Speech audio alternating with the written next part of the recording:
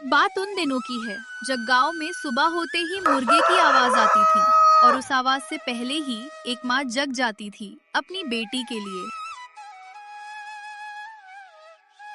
उठ जा बेटा, सूरज दीदी निकल आए, स्कूल के लिए देर होगी। माँ, नींद है, आज छुट्टी ले लो। अरे पगली, छुट्टी उनको मिलती है जो पढ़ते नहीं। तू तो पढ़ेगी, डॉक्टर बनेगी, चल उठ। मुन्नी नींद से उठती है। गंगा प्यार से उसके सामने रोटी रख देती है।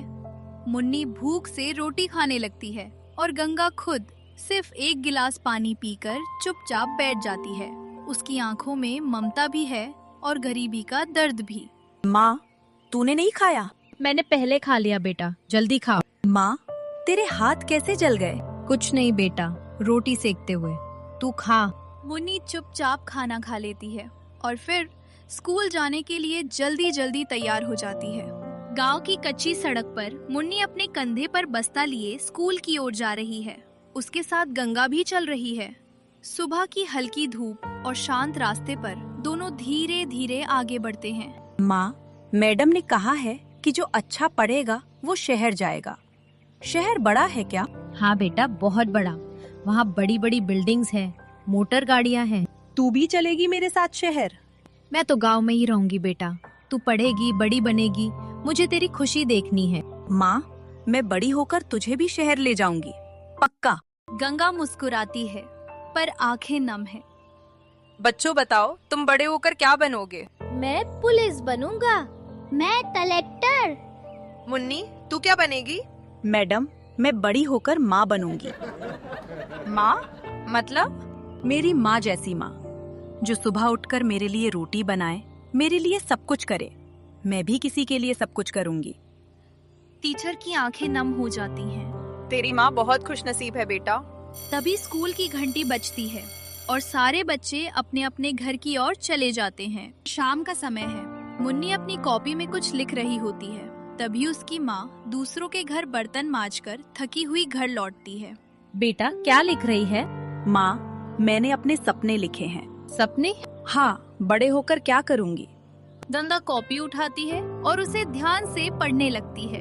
जब मैं बड़ी हो जाऊंगी, माँ को नया घर दूंगी, माँ के हाथ ठीक करवाऊंगी, माँ को हर दिन खाना खिलाऊंगी।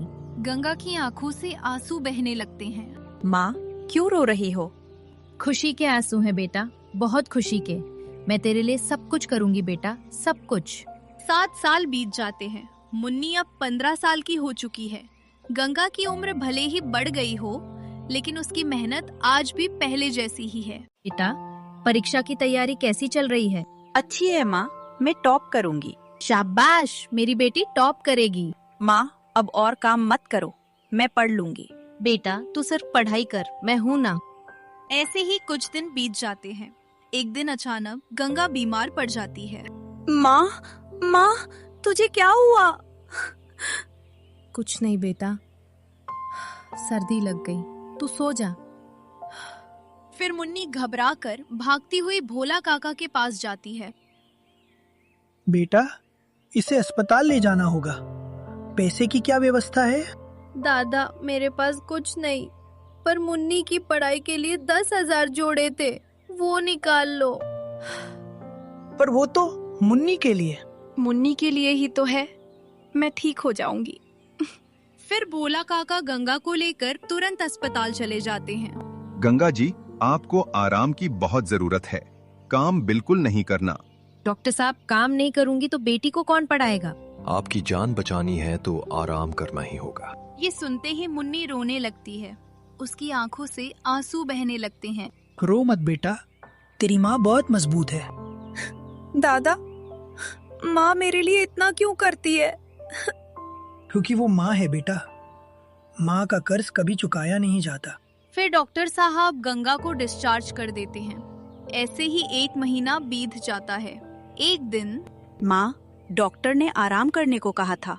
बेटा, तेरे सपने पूरे करने हैं मुझे। मैं आराम बाद में कर लूंगी, जब तू डॉक्टर बन जाएगी।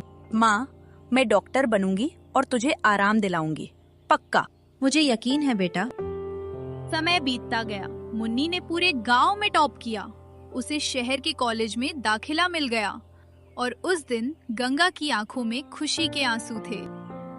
बेटा, बहुत खुश हूँ मैं। तू शहर जा रही है, पढ़ेगी, बड़ी बनेगी। माँ, तू अकेली कैसे रहेगी? मैं नहीं रहूंगी अकेली। तेरी यादें हैं मेरे पास और ये झोपड़ी है। जा बेटा, मेरी चिंता मत कर। माँ, मैं हर महीने आऊंगी, तुझे पैसे भेजूंगी। अपने पास रख बेटा, तुझे वहाँ बहुत जरूरत होगी। बस पढ़ाई कर, मैं यहाँ ठीक हूँ। अगली सुबह मुन्नी जाने लगती है। वह बार बार मुड़कर गंगा की ओर देखती है। उधर गंगा मुस्कुराते हुए उसे हाथ हिलाकर विदा करती है। शहर का बड़ा कॉलेज। मुन्नी, जो अब सपना बन चुकी है, नए दोस्तों के साथ नजर आती है। उसके कपड़े और रहन सहन भी अब पूरी तरह बदल चुके हैं। सपना, तेरे घर का है? गांव में, एक छोटा सा गांव। अच्छा, वहाँ क्या है? कुछ खास नहीं, बस मेरी माँ है। दूसरी तरफ गंगा अपने घर में अकेली बैठी होती है। वो गहरी सोच में डूबी रहती है, जैसे किसी का इंतजार कर रही हो। बेटा, तू कैसी है? खाना खा लेती है ना? ठंड में कहीं बीमार तो नहीं पड़ती? तभी वहाँ भोला काका आ जाते हैं। गंगा, फिर उसी तस्वीर में खोई है। मुन्नी को फोन कर। दादा, वो पढ़ती होगी, डिस्टर्ब नहीं करना चाहती। पर तू बीमार है। मैं ठीक हूँ दादा, तू चिंता मत कर। कुछ दिन ऐसे ही बीत जाते हैं। फिर गंगा की तबीयत बहुत ज्यादा खराब हो जाती है। गंगा, तुझे अस्पताल जाना होगा। दादा, मेरे पास अब समय नहीं है। ये चिट्ठी मुन्नी को देना। तू खुद देगी, मैं उसे बुलाता हूँ। नहीं दादा, उसकी परीक्षा है। मत बुलाना। मेरी इज्जत करोगे तो यही करो। इतना कहते कहते गंगा की सांसें धीरे धीरे थम जाती हैं और वो हमेशा के लिए अपनी आंखें बंद कर लेती हैं। हेलो, क्या? माँ? नहीं। मुन्नी तुरंत शहर से निकलकर अपने गांव आ जाती है।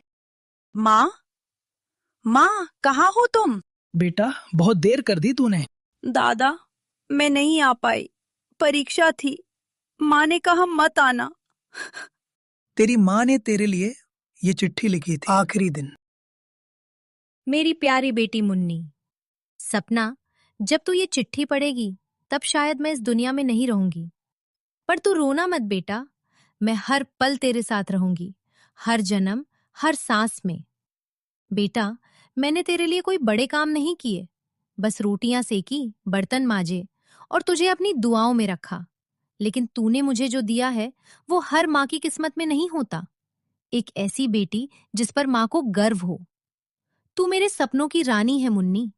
बस एक बात हमेशा याद रखना, कभी किसी का दिल मत दुखाना, जैसे तूने मेरा दिल कभी नहीं दुखाया।